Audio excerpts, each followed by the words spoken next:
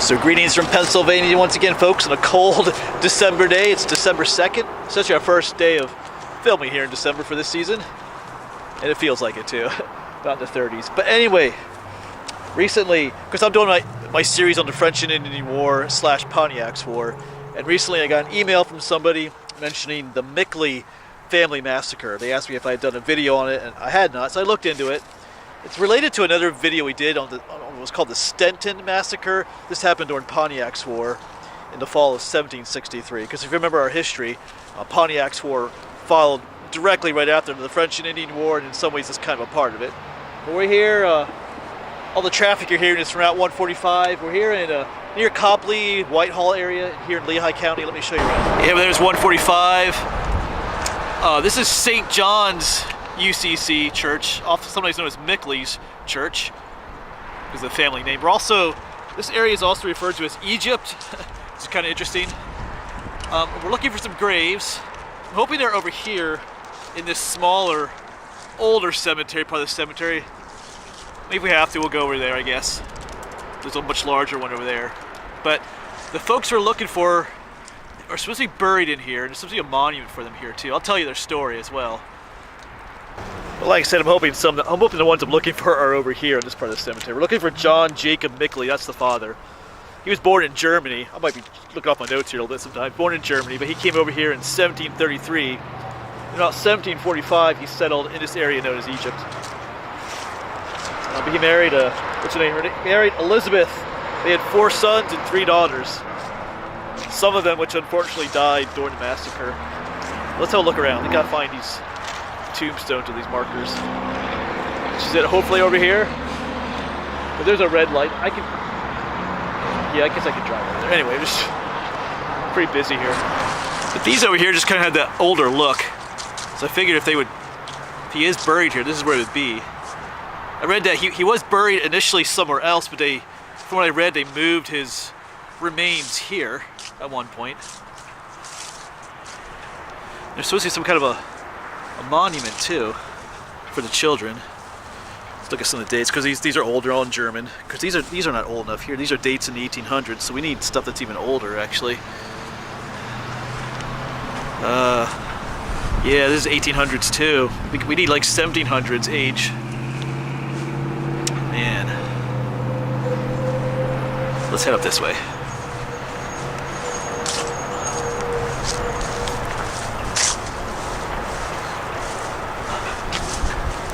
Maybe the ones closest to the church are the oldest? I don't know.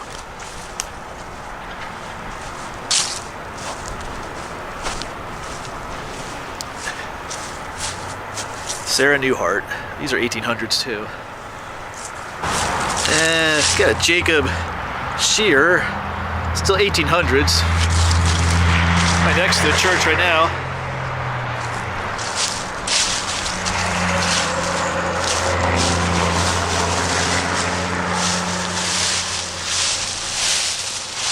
Yeah, so we're gonna go ahead and head over to the other side. These are not old enough over here. We need graves in the 1700s, because I'm not sure. Like I said, his bones were his remains are moved over here. So maybe, I don't know. I'm trying to think. Anyway, we'll head over to the other side. We'll see what's going on over there. Like I said, there's supposedly a memorial for the children too somewhere.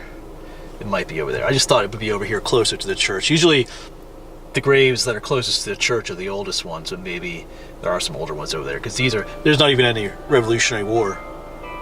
Well, they're the church bells.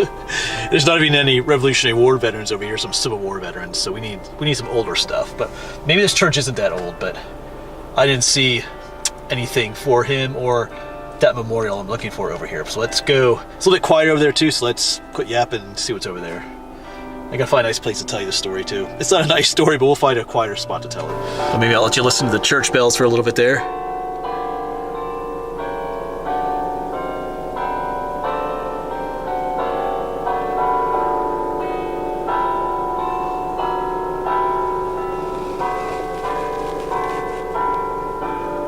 I was a little worried I wouldn't find what I was looking for, because the date on the church is 1849 for when it started, but I see the one grave we're looking for.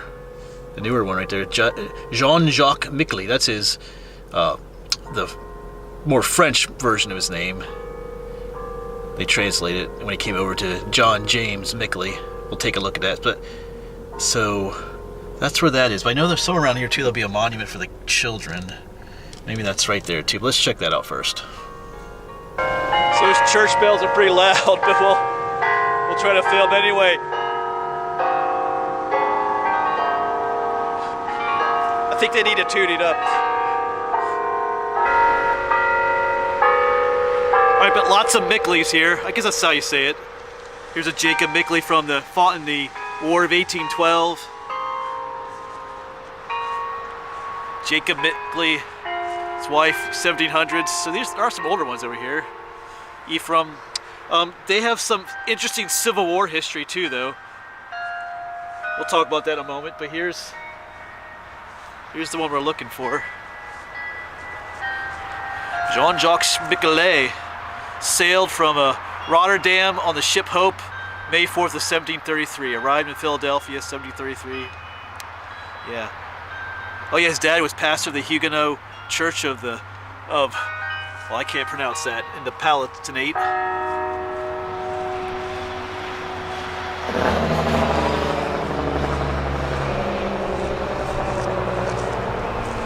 Yeah, there's his more anglicized name, John Jacob Mickley, and his wife Elizabeth Burkhalter, born in 1697.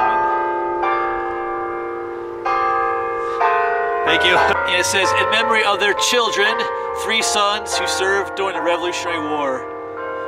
Got John Jacob, John Martin, and John Peter. There's a daughter there too. Alright, yeah, so sorry about those church bells. They're kind of nice, but they're a little bit loud right here. I feel like they are a little bit out of tune a little bit. It's probably not actually bells ringing anymore, but like the, whatever, recording. But so we found where the dad, like the family monument here is. But I thought the children's monument would be here too. I'm pretty sure it's at this cemetery, but I have either story to read you of the actually happened during the massacre. Like I said, but I want to find a spot. I'm going to drive around just a little bit. I want to see if I can find that other one. I know there's another cemetery nearby too, the Egypt Memorial Cemetery, but I'm pretty sure they would be here at this one. So let's drive a little bit, drive around. I'm not sure why they're not right there with their parents. Anyway, right there's where their monument was, so the family. Maybe there was really no room there to put the one for the children, but anyway, let's drive. I feel like in the picture I saw it was near some pine trees, and I see some pine trees way down there, so maybe that's where we'll find. That might be a nice place to read the story too, regardless of if we find a monument for the kids or not. Might be a little quieter down there too.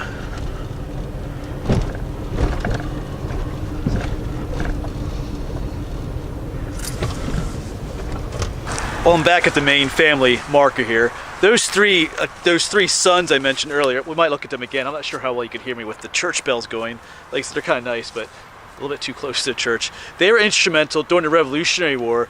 They helped to save the Liberty Bell. I think they transported it up here to an area, some church up here in Allentown, where they hid it under the floorboards of the church to protect it. So they were instrumental in that. So when we do our series on the Revolutionary War, we'll probably cover more in depth their story.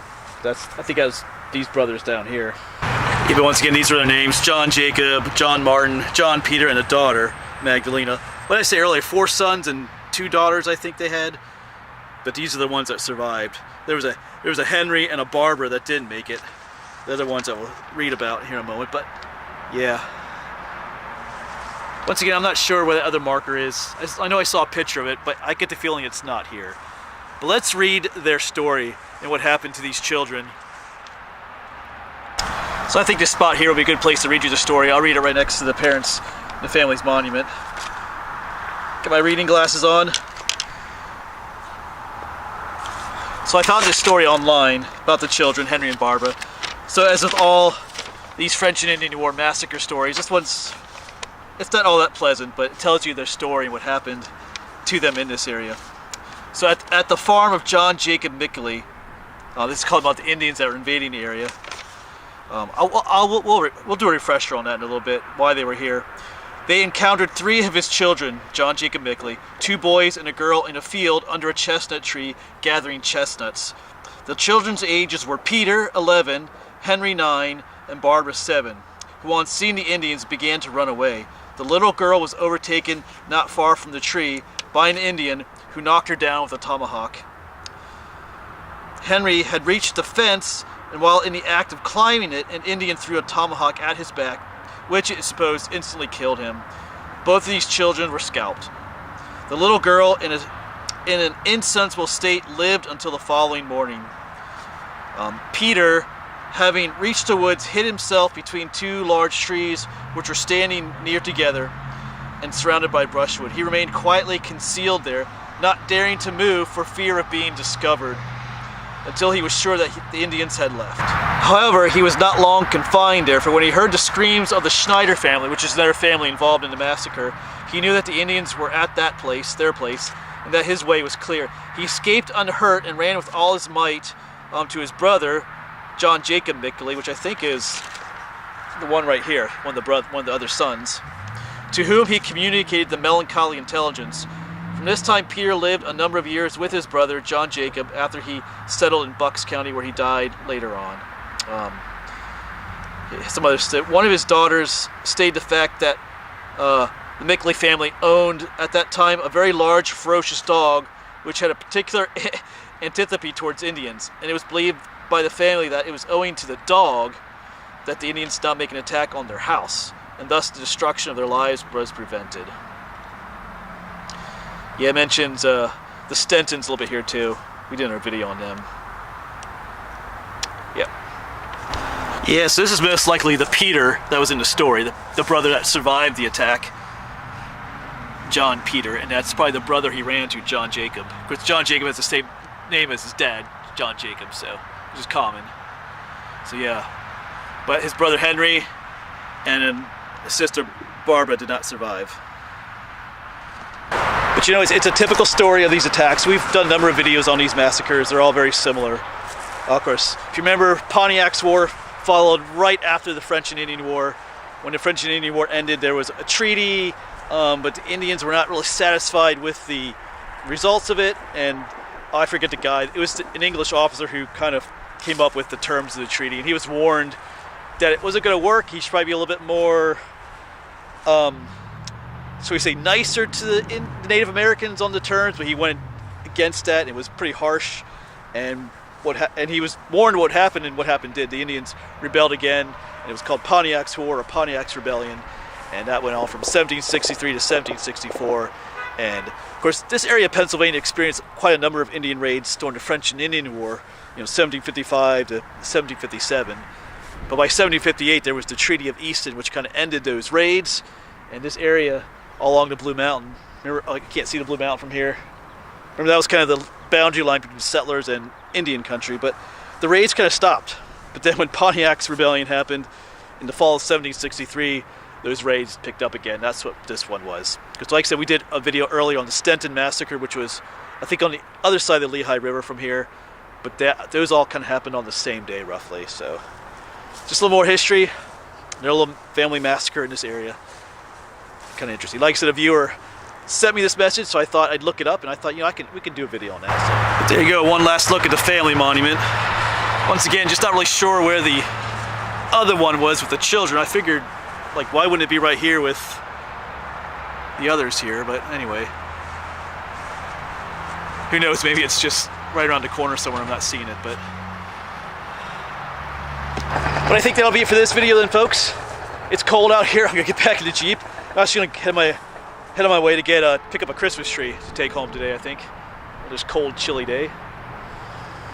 But I'm thankful, during this holiday season. Like I said in the previous video, sometimes the holiday season is a little bit difficult for me just because of circumstances and things like that, but we're gonna go get a tree. But the only thing I don't have to worry about is being attacked by, I don't have to worry about being scalped today. I don't have to worry about enemies of mine pouring over the gaps in the mountain to try and kill me and scalp me. So that's one thing to be thankful for this holiday season. I know I'm kind of not trying to joke too much, but I'm just saying, we do have a lot to be thankful for. Even on, life isn't always great, but we have a whole lot to be thankful for. Times, going back in time, like to the 1700s, when people were living in this time era where, they were worrying about, Indians coming to the mountains and trying to kill them and scalp them. Like I said, we're kind of spoiled these days. We do have so much to be thankful for. So just keep that in mind, even when times get tough for you folks. All right, as always, thanks for coming along. Hopefully we'll see you on the next one.